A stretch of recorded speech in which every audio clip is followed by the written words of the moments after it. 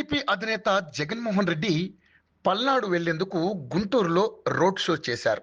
పోయేదేదో నేరుగా పల్నాడుకు పోకుండా గుంటూరులో బల ప్రదర్శన చేశారు. ఈ సందర్భంగా ఏటుకూరు రోడ్డు వద్ద ఆయన కాన్వాయ్లోని వాహనం ఢీకొని ఓ వృద్ధుడు గాయపడ్డాడు.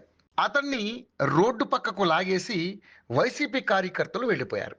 స్థానికులు అతన్ని ప్రభుత్వ ఆసుపత్రికి తీసుకెళ్లారు. ఆ వృద్ధుడు చికిత్స పొందుతూ చనిపోయాడు. ఓ ప్రాణం పట్ల ఇంత నిర్లక్ష్యంగా వ్యవహరించడమే కాదు, కనీసం ఆసుపత్రికి తీసుకెళ్లే ప్రయత్నం కూడా చేయలేదు.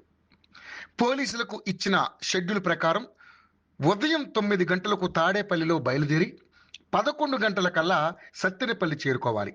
కానీ ఆయన 2 గంటల పాటు గుంటూరులోనే పిలుచుకు వచ్చిన కార్యకర్తలతో ర్యాలీ చేశారు. ట్రాఫిక్ జామ్ చేశారు. ఓ వృద్ధుడి మృతికి కారణమయ్యారు. తన కాన్వాయ్ ఢీకొని వృద్ధుడు చనిపోయినా జగన్మోహన్ రెడ్డి కనీసం పట్టించుకోలేదు. ఆపే ప్రయత్నం చేయలేదు, ఆపలేదు కూడా. వైద్యం కోసం ఆసుపత్రికి తీసుకెళ్లమని కూడా చెప్పలేదు. ఇంత మానవత్వం లేకుండా రాజకీయాలు చేయడం ఏమిటన్న విమర్శలు సర్వత్రా వస్తున్నాయి.